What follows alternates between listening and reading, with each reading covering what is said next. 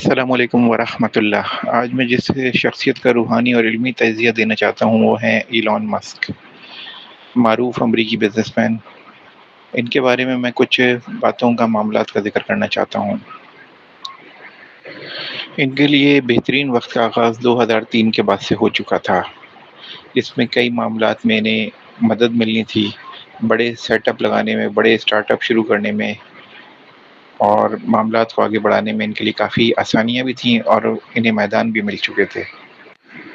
اس درمیان میں انہیں ٹیم کی ضرورت تھی، ٹیکنیکل ٹیم کی، فائنینشیل ٹیم کی، اور جو بھی بزنس سے ریلیٹڈ ان کو افرادی قوت کی ضرورت تھی وہ انہیں بہتر انداز سے ملی۔ لیکن تقریباً 3 سال بعد، اس سے 3 سال بعد ان پر دباؤ کی کیفیت آئی اور انہوں نے مارکیٹ میں مارگیج کیا، لون لیا کافی۔ اس درمیان میں کچھ کمپنیز سے ان کے معاہدے اور معاملات بھی تھے جو کہ ان کے لیے بہت زیادہ نقصان دہ ثابت ہو سکتے تھے، کیونکہ وہ معاہدے اس نوعیت کے تھے کہ جس میں کچھ غلطیاں ہو گئی تھیں ٹیکنیکل، جس کی وجہ سے انہیں دباؤ کا سامنا کرنا پڑتا اور کیا بھی تھا۔ 2013 میں سیاسی انفلوئنس میں آنے کے بعد ان کے کئی معاملات میں آسانی بھی ہوئی، لیکن کئی جگہوں پہ ان کو غلط پورٹریٹ کیا گیا، کئی جگہوں پہ ان کے متعلق بدزنی بھی پھیلائی گئی اور ان کی شخصیت کے متعلق منفی رجحانات کو پھیلانے کی کوشش کی گئی۔ 2014 سے 2016 کے درمیان میں ان کی کمپنیز، ان کے کاروبار میں وسعت ہوئی، لیکن اس کے ساتھ ساتھ مارکیٹ میں ان کے جو معاملات طے تھے اس میں نقصان کا پہلو بھی بڑھتا گیا، کیونکہ جو بھی معاملات یہ ماضی میں بھی طے کر کے آئے تھے اور اب بھی طے کر رہے تھے، ان میں کئی جگہوں پر ان کو جو فوائد ہونے تھے اس میں کچھ نقصان کا پہلو موجود تھا، دباؤ کی کیفیت موجود تھی۔ اسی درمیان میں 2015 کے سپتمبر کے بعد سے ان کی صحت پر کافی دباؤ کی کیفیت بھی آئی۔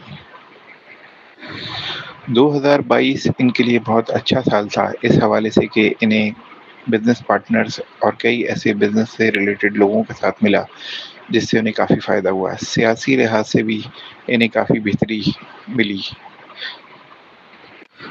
2024 بھی ان کے لیے بہتر تھا، ان کے کاروباری وسعت کے لیے بھی اور کئی معاملات میں وسعت کے لیے بھی، ان کی ذاتی جائیداد پراپرٹی میں وسعت کے لیے بھی۔ 2025 جو موجودہ سال چل رہا ہے یہ ان کے لیے اچھا تو ہے، لیکن انہیں کئی محاذوں پر ایک ساتھ کام کرنا ہوگا، خصوصاً اب اپریل کے بعد سے کئی معاملات ایسے ہیں جن پہ انہیں از خود توجہ دینی ہوگی۔